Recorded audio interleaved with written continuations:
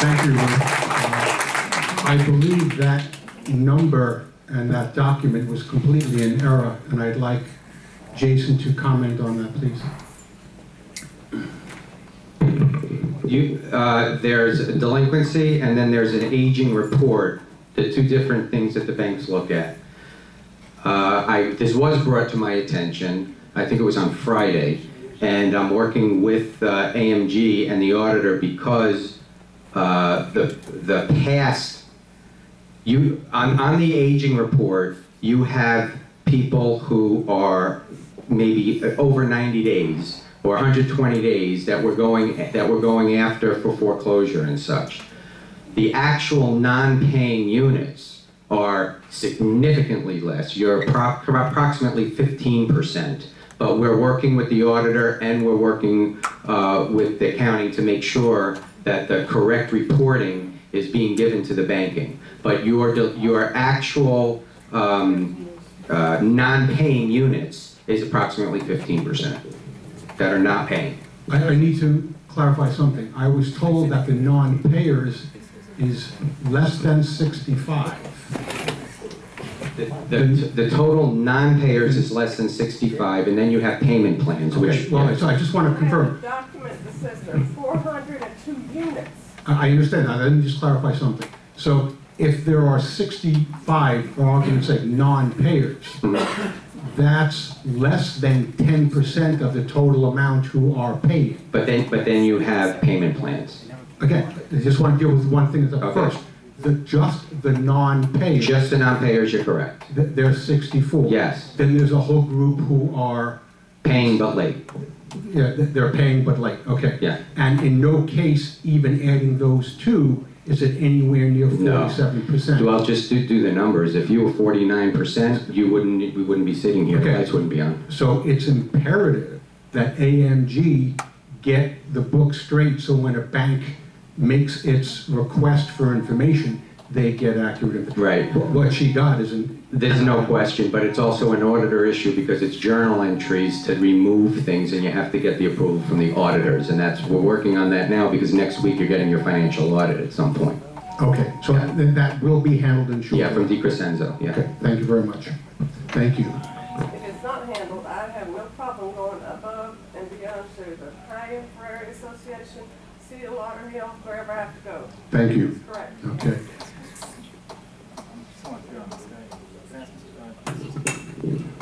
Jason, I'm still not really clear on this. Where did this figure come from, 404, if it wasn't AMG that gave that report to the bank?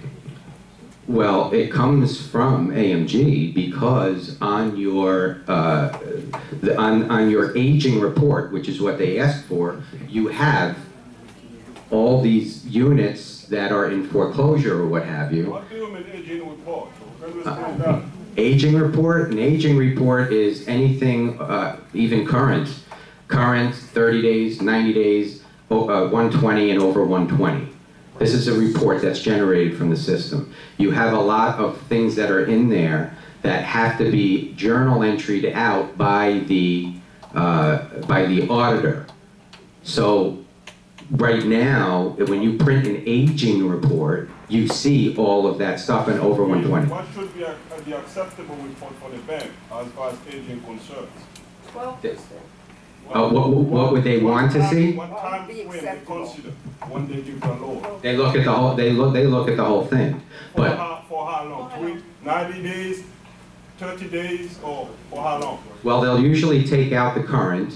They look when you're going for a loan. They'll look over the 30 days, and then they typically will ask what the difference is, and that's where the auditor comes in to show them the documentation of the difference. Jason, a follow-up Yeah. question.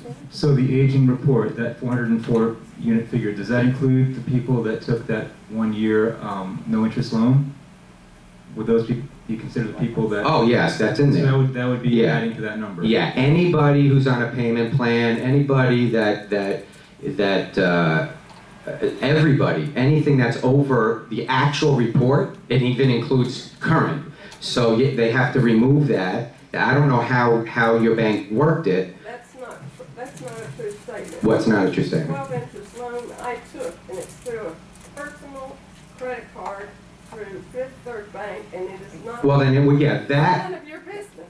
okay, if you paid the assessment all up front, however you paid it, it wouldn't be on there. If you had a payment plan with the association, it would be on there. But if you did it on your own, it wouldn't be on there. There's no record. Yeah, Well, what the board presented was an offer of a credit card, which I took. that wouldn't be on there because you paid it all up front, so it's not on there. But if there was a payment plan, maybe I misunderstood the question, if there's a payment plan over a year with the association, then it would show up there. You didn't do a payment plan, you paid it all off, yeah, Right, I don't want to owe you all anything. right, I understand. But Jason, it sounds like what the bank wants is different from what you want to show them. So is there any way around that? If this lady wants a loan, can she get around that if the bank wants the information a certain way and you have information that that doesn't support her getting a loan? It depends on the bank. Because some banks will ask for the detail and explanation and they back it out. Some banks do not. They just look at it and make their decision. It all depends on the bank. Well, he has asked for detail at this point. Okay. Which bank is it? BB&T. BB&T, okay. Okay, I'll follow up with yours in particular afterwards. We'll talk on the side. okay, thank you. Lisa Cochran?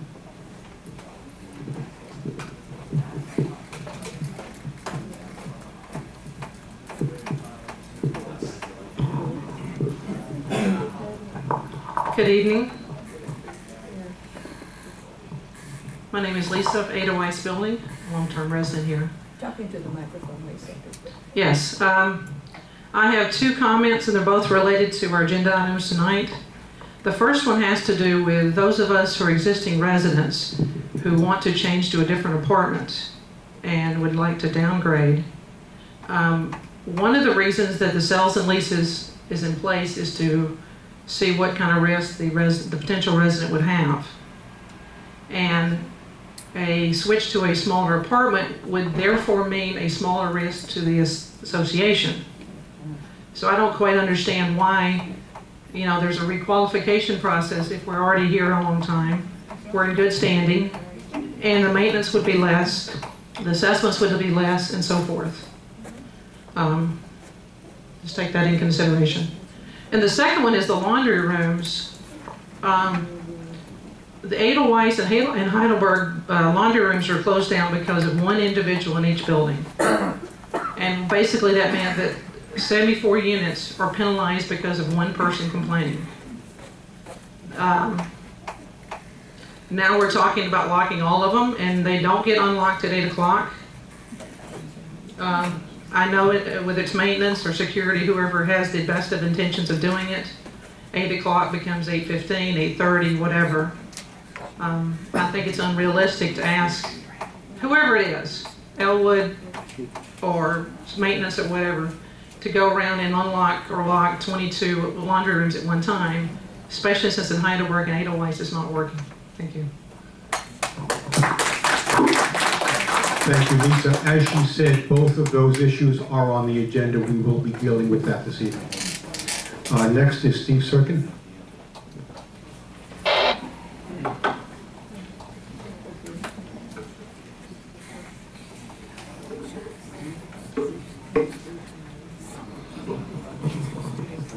Someone went around today and posted flyers in all our mailrooms, and while I can't quote word for word what the flyers said, basically it was, come to the meeting tonight to express your opposition to whatever assessments or this or that.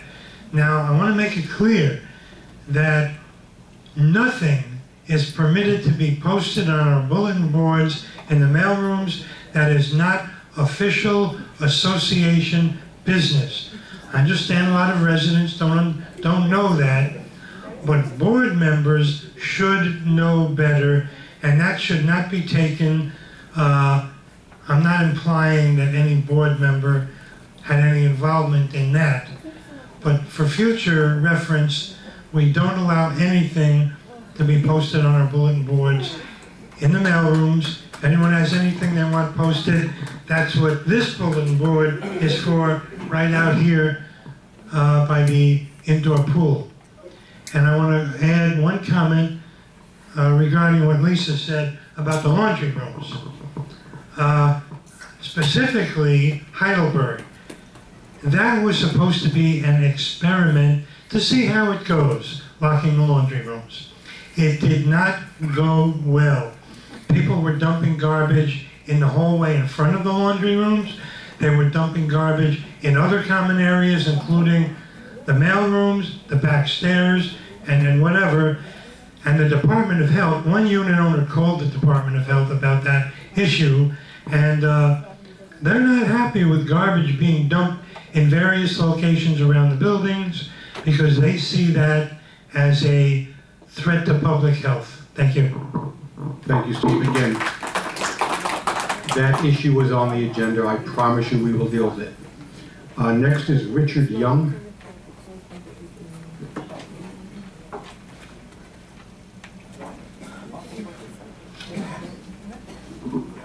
I'm Richard Young from Grenoble 2Q, and we had a committee meeting this week about the 40-year certification. And I don't know if you people are aware of this or not, but we hired an engineering firm for $22,000 to come in here and evaluate these buildings because we were being cited by the county. Well, the fact is, with this meeting that we had, we, at this point, have not been cited by the county, nor do we know when we will be cited by the county. So I think we were led to believe that this was mandatory. And I was misled. I don't know about you people. Yes, but I was very upset at this meeting.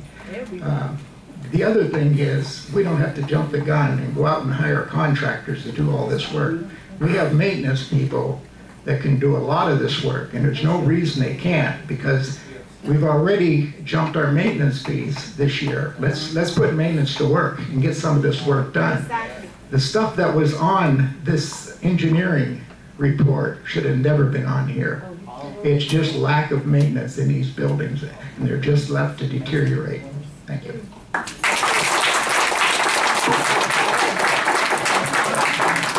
Thank you, Richard. The items, well, this is on the agenda. We'll be dealing with some of those questions in a couple of different ways this evening. Stuart Wolf.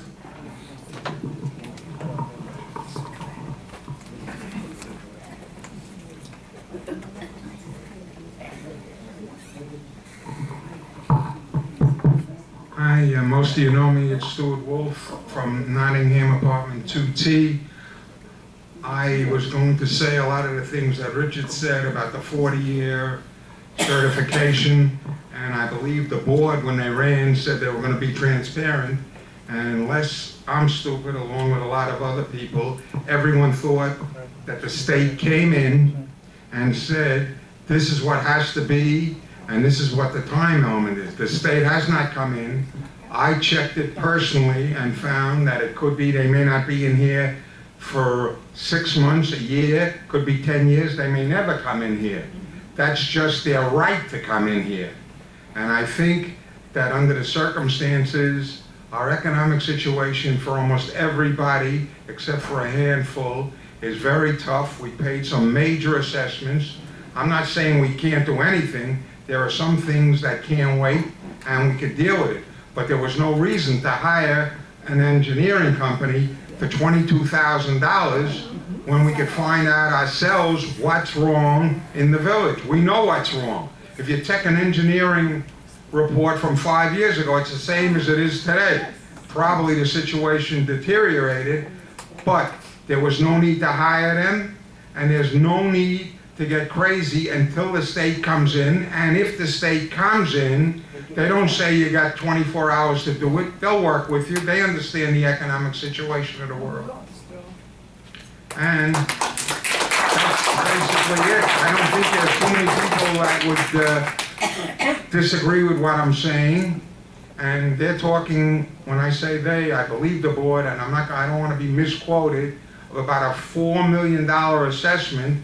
That's a lot of money. And most of the people don't have this kind of money, and it would be a detriment to the entire village, except for a couple of people that are have the means to pay it with no pressure on them. Anyway, if anyone has any questions for me, I don't know if I have time, be my guest. I could take them now or No, take not them now. later. This is not the forum, but thank you. I stand corrected. I stand corrected. Sit corrected. Now sit What? corrected. Thank you, Stuart. Is the money still in the United States? And again, this will be dealt with directly in a couple of places in the agenda tonight, I promise you. Dove Wolf. Oh, he's not, I put him on there because he thought he might be able to make it, so he's not here, so obviously we'll scratch him out. Okay, thanks. He may try Wendy, later. your turn. Come up, please.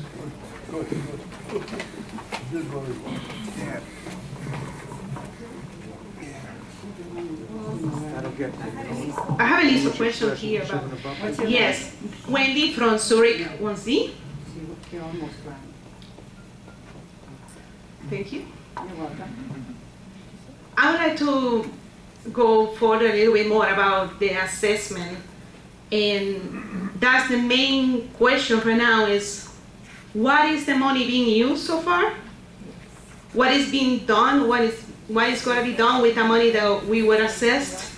I mean, it's a lot of money that we're talking about, and I haven't seen anything on what the money is being used so far. Somebody please explain that. Another thing is the apartments. How many apartments have been sold so far? And how much money how we collect from them? Another thing is how much money from the delinquency we have collected.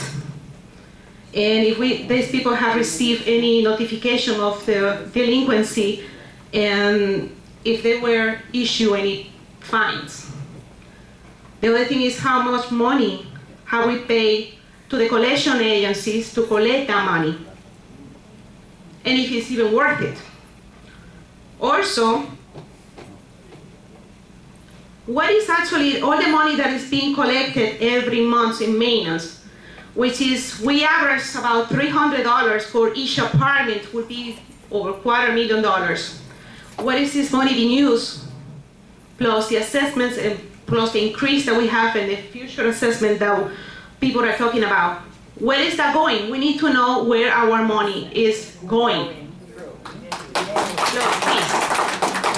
That's it for now. Okay, again, I'll just make one quick comment. Any talk of assessment right now is so premature. We've just begun the committee process. We've just had one committee meeting.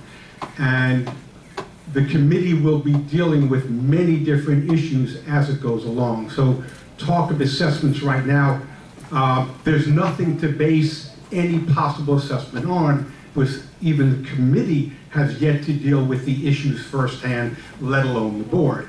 And the board's not going to do anything until the committee makes a report. But we will be dealing with that issue on two different levels during this meeting. As far as all your questions about delinquencies and use of money,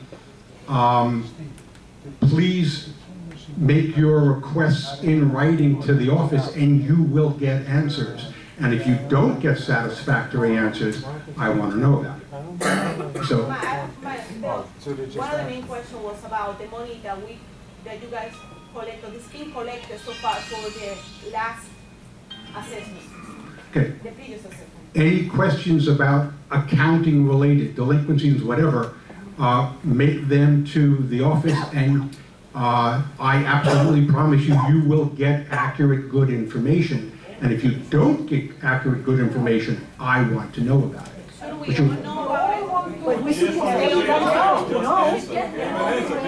Okay, well, number one, this is good and welfare. This is not a situation where these numbers are at the top of my head or any. Based on Well, this is a good and welfare item. This is basic. It's not an agenda item. If you want the information, ask the office, So you will we get ask it. you a question, but we cannot have an answer for it. That's what you're It saying. is not an agenda item. We're not dealing with it now. If you, What is the purpose Frank, of enough. questions? Enough. Thank you very much. Okay. Okay, if you don't answer, what is the purpose of asking the questions? Frank, I'm going to answer your question because I had the same question and I went to Jason in advance, which you could have done, but I did do it because I was very interested from the last meeting and I'm astounded. Okay, but the collections for 2012 were $316,000 against the legal fees of $178,000. If you can imagine that. And we were told at a meeting that it was about 4%. Well, 4%, it would mean we were collecting about $4,500,000. It would be 4% of about $178,000 in legal fees. So there is definitely something wrong, and it's been bothering me, and I have been talking about it, between the collection fees and the general counsel legal fees. We're talking about $400,000 almost to pay the attorney. So there's something wrong with that. There's absolutely something wrong with that, and it needs to be reviewed. It needs, those fees need to be checked, make sure there's no duplication.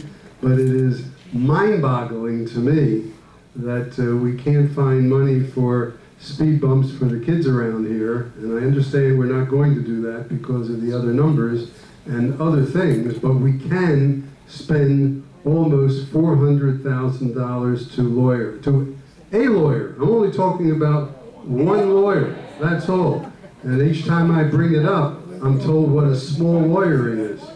You know, so that's mind-boggling. But that is a number that I got from Jason, so it's not my number. And I've been looking for it for months, and I finally got the whole picture today. Okay, next is Joan. No, Joan.